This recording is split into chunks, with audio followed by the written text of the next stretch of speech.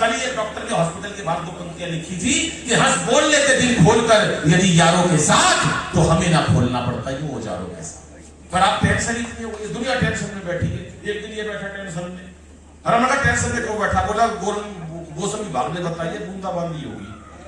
अरे मैंने कहा इसमें टेंशन की क्या बात है यार, बूंदाबांदी होगी। बोला मैं ये देख रहा हूँ इसमें बूंदा कौन सी है बांदी कौन सी है। कर लो टेंशन की बात, कितनी जो दूर करोगे आप टेंशन लोगों की भाई साहब। एक और बैठा टेंशन में, अरे मैंने टेंशन में क्यों बैठा? बोला एक दिन या सारी दुनिया मर जाएगी। देखो टेंशन कहां से पाड़ी हुई अगले ने। बोला एक दिन या सारी दुनिया मर जाएगी। मैंने कहा तो तू टेंशन में क्यों बैठा है? बोला जो सब आखिरी में मरेगा उसको शमशान घाट कौन लेके जाएगा। कर लो भाई साहब टेंशन की बातें, हर आदमी टेंशन में है, सब दुखी है दुनिया।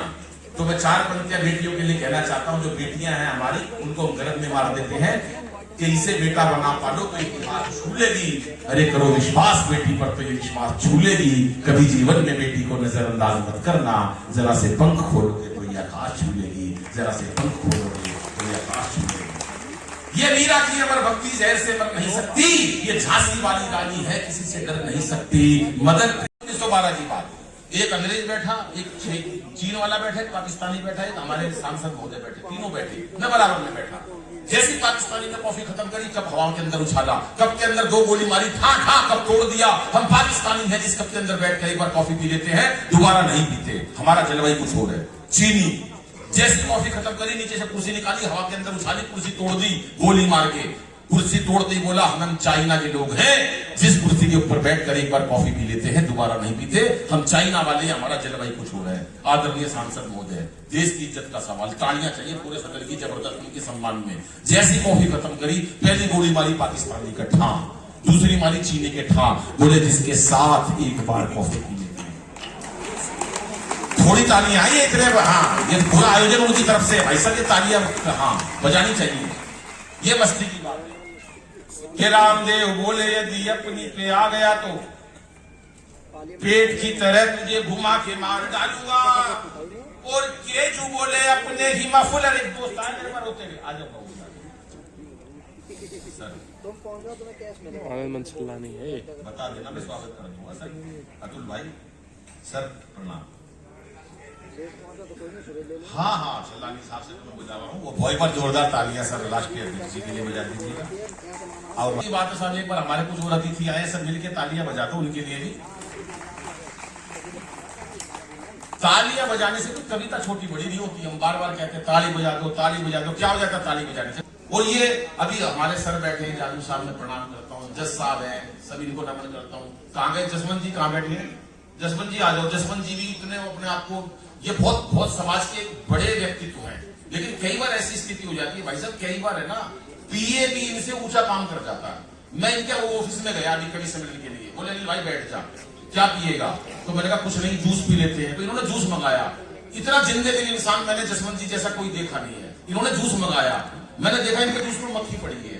बोला जसवंत साहब आपके जूस में मक्खी पड़ी है। बोला पड़ी रहने दे, साली कितना पी लेगी, फेंकी नहीं वो मक्खी, साली खींच गए। इतने में कोई फिर वो आया, इनका वो जो पीए था उसका नाम पूर्ण सिंह था, मजे लेना बात के, और तालियां चपो सारे सदन की। वो इनका जो पानी पिलाने में जो इनका पीए था वो आया।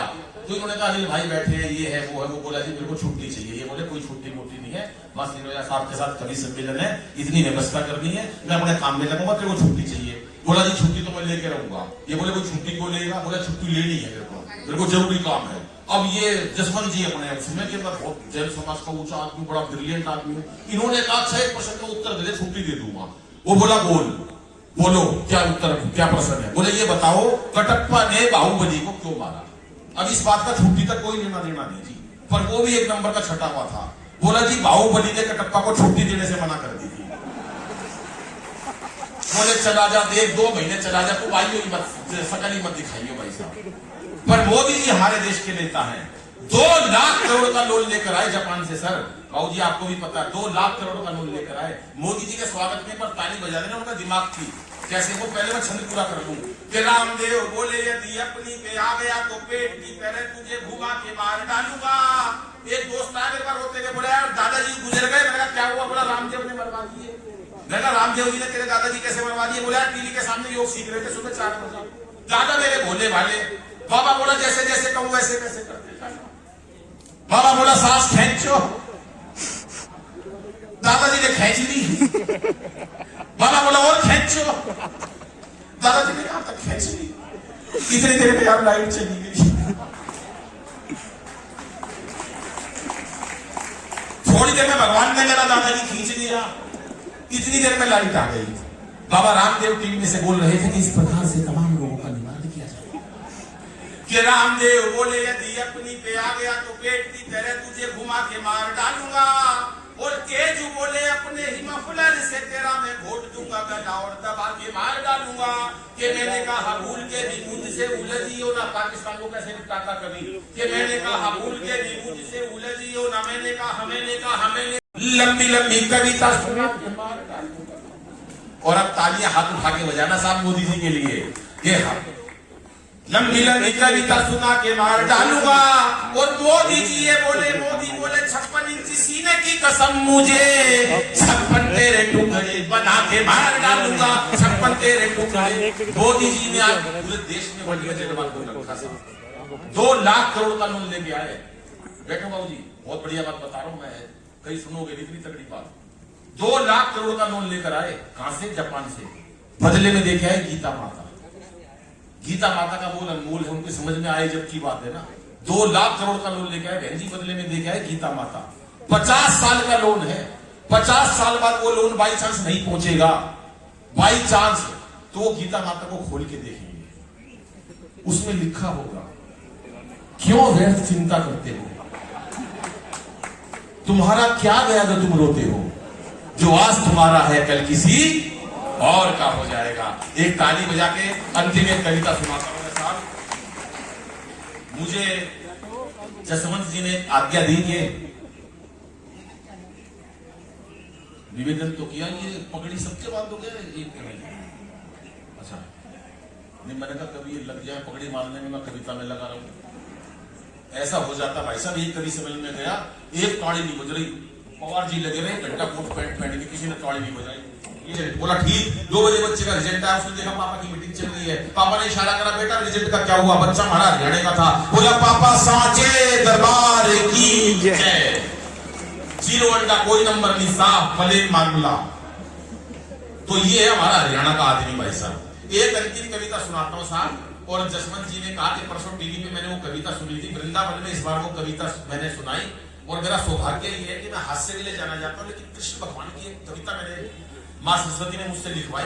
और मैंने वृंदावन के उसी प्रांगण में न्यूज 18 का शो था, तो किशोर राजवानी जी और हमारी पूरी टीम वृंदावन में 19 तारीख को शूट करके आई। वो कार्यक्रम आज रात को 8 बजे न्यूज 18 पर आएगा। आप भी सुने, कल सर ने सुना तो कह रहे नहीं वही कविता में वो सुननी है। बस ये मैं अंतिम कविता सुनाकर अपना स्थान लेता हूँ। पवार जी, ये कविता मैं आपको समर्पित इसलिए करता हूँ कि पवार जी, आपको लगता है कि हास्य के हिमालय, वीरस के हिमालय, लेकिन सच बताओ जब वो हास्य सुनाने में आते हैं तो आप तालियां नहीं रोक पाओगे।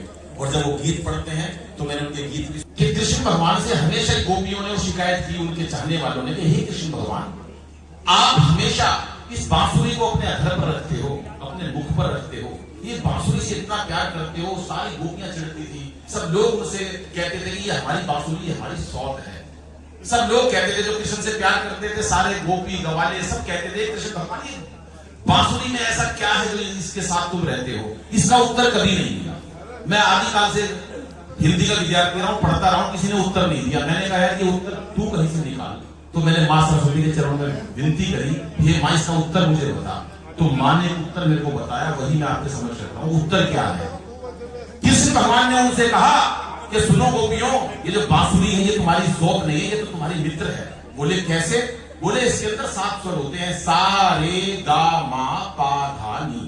और जब हम सारे, रेसा, धारे, मा सारे ऐसे उलट पुलट करते हैं जब उनको स्वरों को, तो उसके अंदर से स्वर निकलता है, धुन निकलती है, गीत निकलता है। और जब ये मैं उलट पुलट करता हूं ना तो तुम्हारा नाम निकलता है। वो बोले हमारा नाम कैसे निकलता, हमने तो कभी सुना नहीं। कृष्ण भगवान बोले मैं बताता हूँ तुम्हारा नाम कैसे निकलता है। अब 2 मिनट की शांति चाहूंगा, बिल्कुल विघन नहीं चाहता, क्योंकि अभी तक जो था वो हास्य था।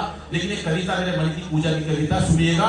आप जिसको संगीत नहीं पता तो भी कोई बात नहीं, सारे, कहीं रेसा, कहीं धारे, कहीं गा, कहीं माँ, कहीं पा, कैसे सुरों से कृष्ण भगवान ने अपने लोग उनको बताया भक्तों को कि मैं तुम्हारा ही नाम लेता हूं, सुनिएगा साथ। भगवान जी सुनिएगा, नया प्रयोग है कि सात सुरों में छिपे सारे प्यारे।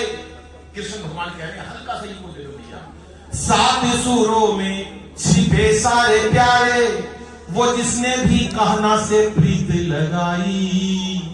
सात सुरों में छिपे सारे प्यारे, वो जिसने भी कहना से प्रीत लगाई। रेखा के सुर में छिपी राधे राधे, तो मारे के सुर में छिपी मीराबाई।